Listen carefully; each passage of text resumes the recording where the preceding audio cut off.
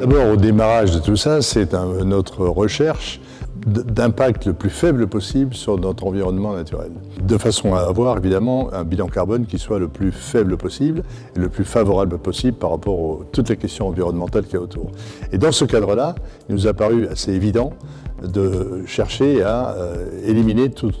rejet de CO2 dans l'atmosphère, et on a immédiatement pensé à tout ce qu'on pouvait faire des fermentations alcooliques et du CO2 qui résultait des fermentations alcooliques, et c'est comme ça qu'on s'est rapproché de la société Alcyon Environnement, qui est une société bordelaise qui a mis au point un système dont on va vous parler et qui permet de capter le CO2 fermentaire. Pour vous parler un petit peu plus en détail du process, je vais laisser Vincent Decup, notre directeur chez et directeur R&D, venir vous donner quelques explications.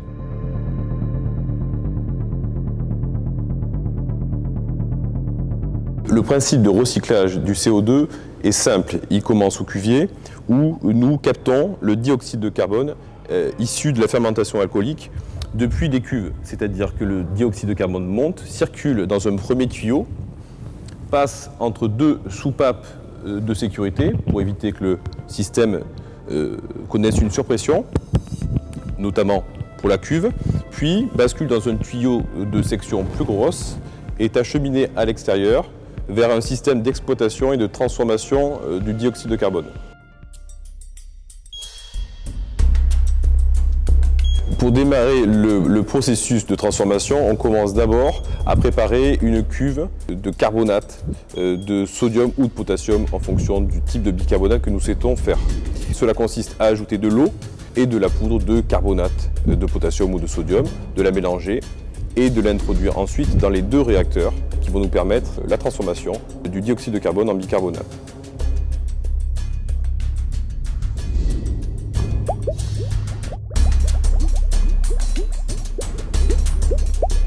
Le dioxyde de carbone est introduit dans les réacteurs pré-remplis en une solution de carbonate. Pendant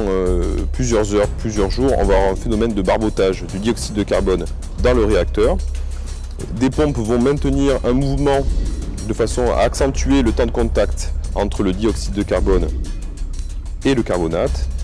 pour qu'au bout de quelques instants, au bout de quelques heures, un cristal se forme de bicarbonate qui précipite en fond de cuve. Le bicarbonate qui a précipité en fond de cuve, en fond de réacteur, va être extrait des réacteurs à l'aide de pompes pour être filtré, déchargé de ses excédents d'eau. Le bicarbonate va donc passer sur des filtres rotatifs sous vide pour être ensuite conditionné en bagging box de 1 tonne. Quand nous aurons capté 100% du dioxyde de carbone issu de la fermentation alcoolique, nous aurons un même impact positif sur l'environnement que notre système géothermique, soit une économie de 40 tonnes de CO2 par an.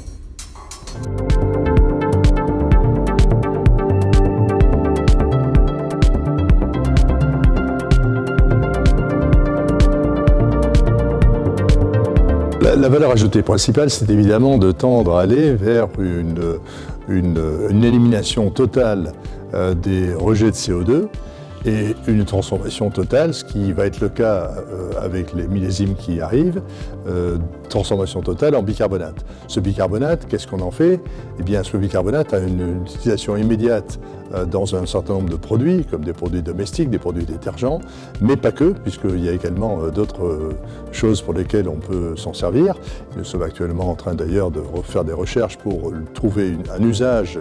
en interne de toute la production de bicarbonate qui demain sera très importante, on parle en dizaines de tonnes rejetées chaque année, qui nous permettra d'éliminer pratiquement toute la production ou les rejets de CO2 sur la propriété et donc de rentrer dans une économie circulaire qui va nous permettre d'être le plus vertueux possible par rapport à notre activité viticole.